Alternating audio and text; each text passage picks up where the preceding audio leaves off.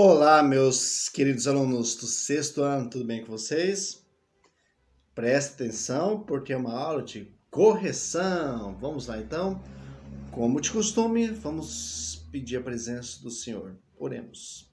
Nosso Pai querido, pedimos a tua presença nessa aula, que de alguma forma eu possa ajudar meus alunos na correção dos exercícios, que além de eles conseguirem fazer os exercícios, mas também que eles busquem e tenham alegria em aprender, que busquem aprendizagem também. Entregar nossas vidas em tuas mãos, em nome de Jesus. Amém. Vamos lá então, meus queridos. Lembrando que o capítulo é sobre Roma, os romanos antigos, capítulo 9. Então, a página 46. Vamos lá então. Perdoe-me, página 47, tá? Número 1. Elabore no seu caderno. Isso aqui eu quero ver. Ah, eu quero ver isso aqui. Tá bom? Vou pedir para mandar uma imagem aqui. Então, é para elaborar então uma paródia musical, tá bom? Ou um poema. Uma paródia musical ou um poema. Depois manda para mim. É referente à origem, o surgimento de Roma. Tá bom? 2. Elabora um diálogo entre um patrício e um plebeu. Destaca um possível pedido do plebeu para ter direito de exercer maior participação política, por exemplo. Lembrando que na sociedade da Roma Antiga, a pirâmide social, o que está acima é os patrícios, pertencente a famílias ricas, grandes proprietários de terras, tá bom?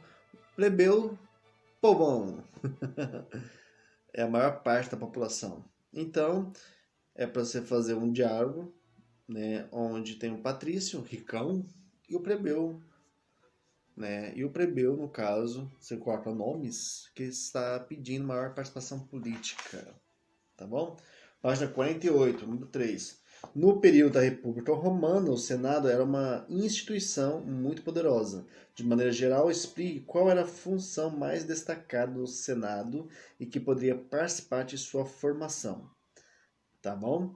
A importância do Senado tinha bastante, era composto aproximadamente 300 senadores. O Senado romano, ao longo do tempo, assumiu várias funções, entre elas supervisionar as atividades públicas. Então, esses senadores, eles geralmente eram, né, maior parte, os patrícios, que tinham muitas posses. Então, era feito uma eleição, ele ganhava o título de senador, então ele tinha que administrar o dinheiro público, tá bom? Lembrando a diferença entre público e privado, já falei para vocês, tá? Público, onde tem acesso das pessoas e é algo compartilhado com outras pessoas, tá bom? É de todos. Privado é seu, tá bom? Mas então é responsável por trabalhar com a coisa pública, tá bom?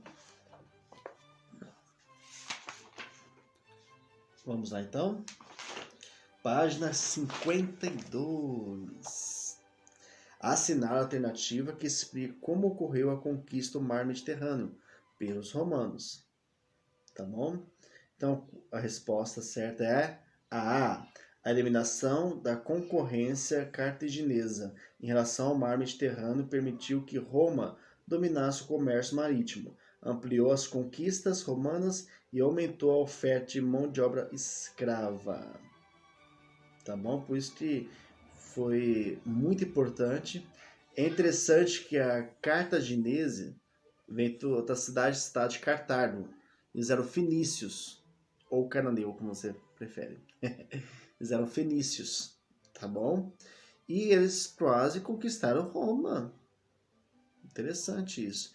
Mas como os romanos conquistou então a soberania no mar Mediterrâneo, ampliou-se, cresceu muito, né? Porque dominar o mar Mediterrâneo domina o comércio, praticamente o comércio marítimo, tá bom? 5. Identifique o que é solicitado no caça-palavras. Vamos lá então, tem que saber a resposta e encontrar esta resposta. Tipo, segundo a lenda, foi o primeiro rei de Roma. Qual foi o primeiro rei de Roma? Um matou o outro. Rômulo matou Remo, então Romo. B. Período em que Roma foi governada por reis. Monarquia. Tá bom? C. Poderiam ser estrangeiros, filhos ilegítimos ou parentes mais distantes dos patrícios, que deles dependiam para obter auxílio financeiro e proteção. Clientes. Tá bom?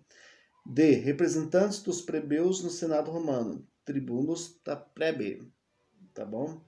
Era o espaço onde os plebeus tinham voz. E. Rival dos romanos nas guerras púnicas. Cartago. E F. Influenciar a cultura romana por meio da religião e da valorização da luta de gladiadores, os etruscos. Tá bom?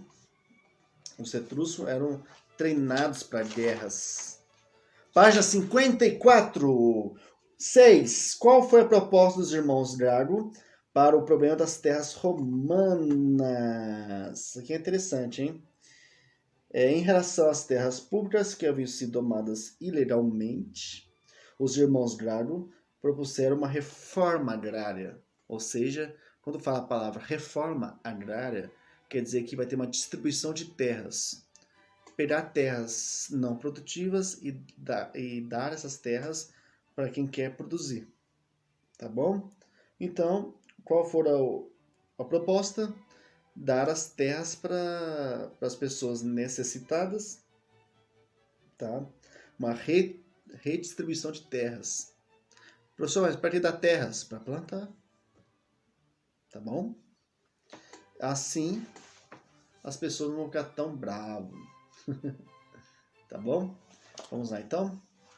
Na página 57.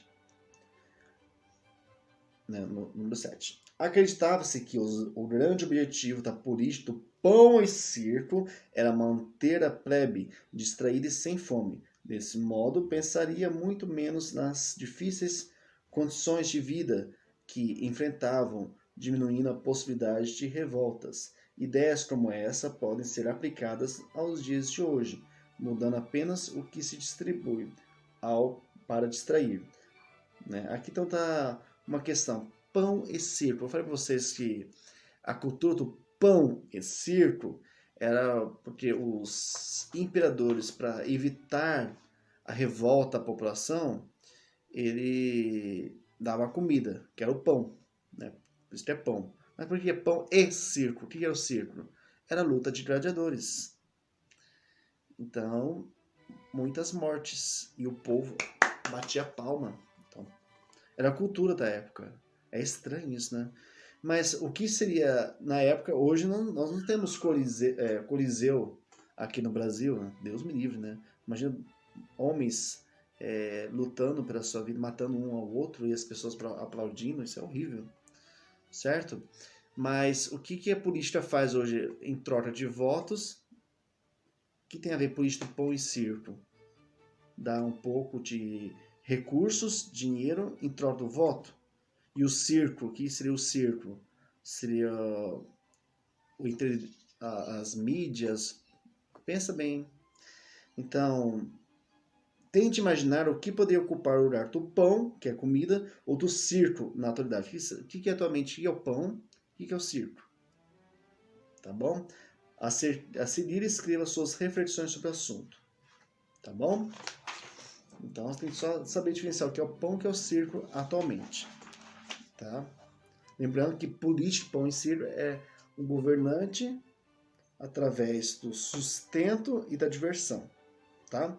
Página 59, questão 8. Da PUC. Uau, se você acertou essa, você acertou uma questão de faculdade. Olha que coisa interessante. A importância de Otávio Augusto na Roma Antiga concentra-se principalmente no seu esforço para... A resposta certa. C. Estruturar o império com o governo centralizado em sua autoridade. Interessante que ele era chamado de Otávio, né? Depois ele foi chamado de Augusto. Auguste quer dizer que é algo soberano, divino. Tá bom? Página 60. 9. No ano